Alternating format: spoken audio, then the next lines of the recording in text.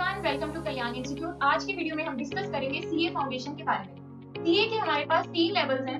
First is foundation, second is inter and third is final. सबसे पहले अगर हम बात करें एलिजिबिलिटी, तो 10th के बाद आप रजिस्ट्रेशन करवाने के लिए एलिजिबल हो जाते हो, बट अगर आपको एग्जाम में बैठना है तो उसके लिए आप 12th के बाद ही एलिजिबल हो पाते हो।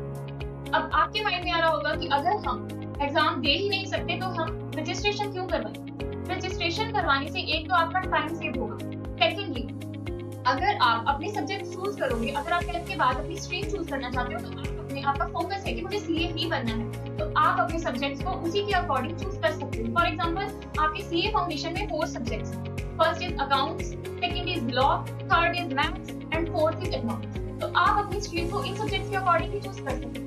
अब मान लो अगर कोई स्टूडेंट है 12th पास, अगर 12th पास हो आप और किसी भी स्ट्रीम से हो तब भी आप एलिजिबल हो। ऐसा नहीं है कि अगर हमारी कॉमर्स बैकग्राउंड है या फिर हम अगर कॉमर्स के स्टूडेंट्स हैं तभी हम एलिजिबल हैं सीए के लिए, नहीं, ऐसा नहीं है। आप किसी भी स्ट्रीम से हैं तब भी आप सीए के लिए एलिजिबल हो।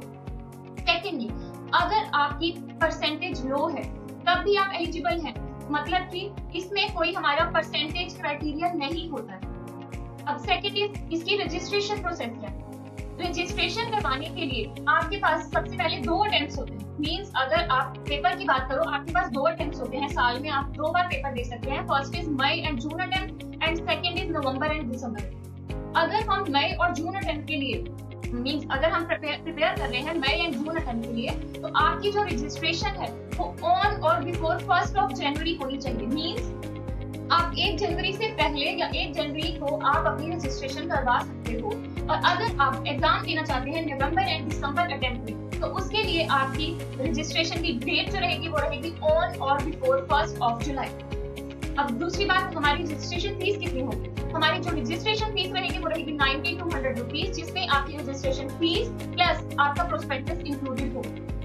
अगर आप चाहते हो कि आप मैगजीन के लिए सब्सक्रिप्शन चाहते हो, जर्नल के लिए सब्सक्रिप्शन चाहते हो, तो आप एक्स्ट्रा 600 पे करके वो आप सब्सक्रिप्शन ले सकते हो। ये आपकी मर्जी है, आप नहीं चाहते हो तो आप इसको स्किप कर सकते हो।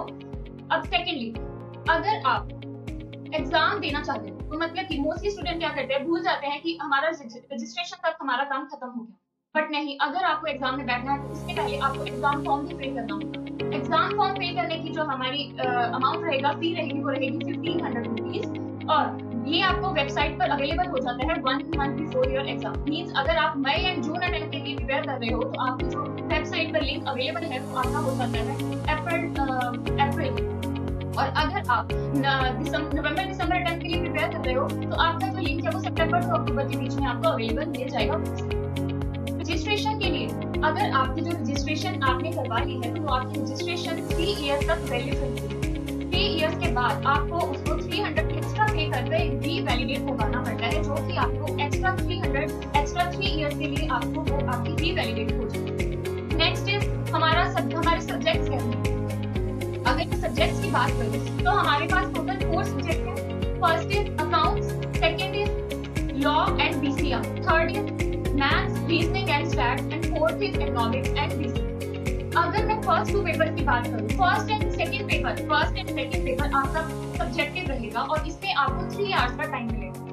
थर्ड एंड फोर्थ पेपर जो है आपका वो आपका एमसीक्यू बेस्ड पेपर रहेगा और इसमें आपको 2 आवर्स मिलते हैं। और इसमें इंपॉर्टेंट जो चीज है वो है आपकी नेगेटिव मार्किंग। मींस अगर आपका कोई क्वेश्चन रॉन्ग हो जाता है तो आपके 0.25 मार्क्स मींस 1/4 आपका क्या होगा, मार्क्स डिडक्ट होगा।